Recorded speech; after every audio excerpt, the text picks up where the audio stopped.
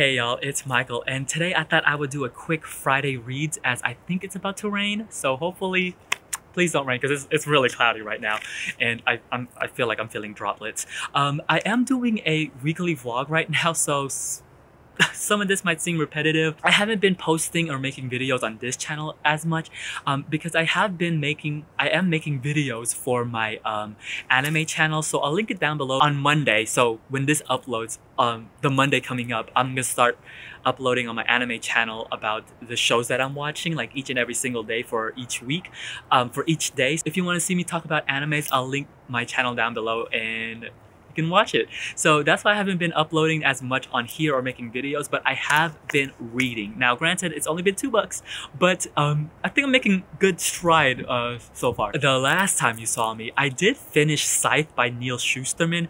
I did end up liking it. I would recommend it. I really liked it. So I'm currently reading 26A by Diana Evans. This is the book that Dee Dee chose for the read-along for Black History Month in the UK because it's in October. I'm not at the halfway point yet because I'm kind of behind on this because first, well, I started late, but also I kept pushing it off to get it from the library, and then after I requested it, I was just too lazy to go up to the library even though it's like literally like right there. So yeah, there's that. And so far I do like it. This is about twins Bessie and Georgia. We're following them as they grow up within their family. Their mom is from Nigeria and their dad is from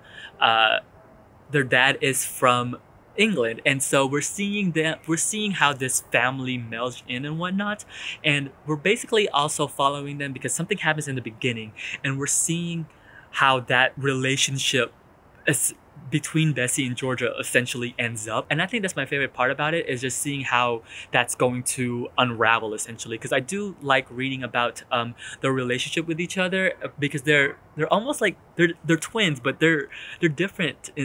They're different. Like it's like a toss-up in that regard. But so far I do like it. I would have to say though that I am not really in love with it. There's something about it, I don't know what it is, and I think it's because I'm past the 100 mark now, and so far I think it's just okay, and the writing is okay in my opinion. I do like the parts of there's like slight hints of magical realism, but sometimes it's just like a little bit here you go. But yeah, so I'm still reading it and I'm hoping to finish it up before the end of October. Now, November in booktube, the main thing that happens is nonfiction. So nonfiction November is in a couple of days actually, and I thought I would participate in it. I want to, but I don't know if this, you know what? I think I could do all the prompts literally with this one book alone, and that's the book that I started on, and that's The New Negro, The Life of Alan Locke by Jeffrey Stewart. As you can tell, it's kind of dirty because I've been reading it and it's been going everywhere. I spilled water on it at one point and I was like, so this is the nonfiction book that I'm reading right now. I saw this going around, actually not even booktube. I saw this going around on Bookstagram, people hauling it, and then I saw that it got nominated for the National Book Award for nonfiction. And it is huge. First off, like look, bruh, look, it's like half of my head. It is huge. It is huge. And I'm on page oh god, I'm on page 161 now. So I'm really deep into it. I love this. So I actually checked out the book from the library, and then from the first chapter I was like, oh, I need my own copy of this. Like, I need it. I placed my order on Amazon. I put the book back to the library, and this is my own personal copy now. This is so fantastic. So Alan Locke, first off, I thought it was Elaine Locke, but it's Alan Locke. It talks about it in the book, but this is about Alan Locke, who is the father, like I'm putting that in quotation marks, father of the Harlem Renaissance. And I wanted to read more books about the Harlem Renaissance because during reading jazz, I was like, I realized by Toni Morrison, that video is coming soon. It's coming, I promise. But I just haven't. I was like, I don't really know that much about the Harlem Renaissance. Like, that's a part of the history I don't know about. So I was like, you know what? Why not start with the daddy? So this is so freaking fascinating. It is so good. It is a fan-freaking tastic. Like, I think I will, like, one of my favorite like biographies ever is the autobiography of Malcolm X. I love that. I love that. And I think this will be up there with it. Oh my god. And so far right now I'm at the part where like he's growing up and he's in Oxford right now, so it's like college life. He's such a fascinating person.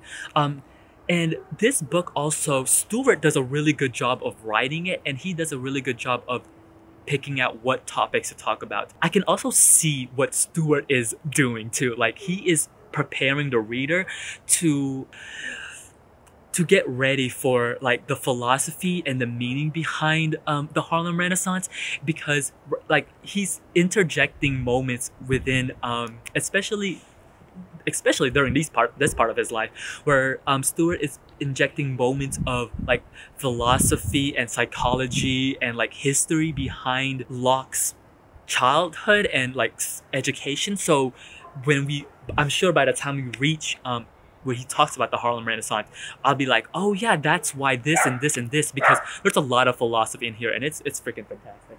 I also love how Stewart is one of those writing, like his style of writing, where he gives you, there's moments where he gives you a lot of information, but he knows when to pull back. And I'm really, if you are even thinking about this, it's heavy. First off, it is heavy. That's why sometimes reading it is just like a bothersome, but oh my god, it's so good. If you are even thinking about this at all, I would recommend it. I'm not even done with it. It's so amazing. I also love the pictures that's interjected within. I really like that. It's so fantastic, and I will do a video about this because I can already see it. It's going to, well, I just know it. It's so good.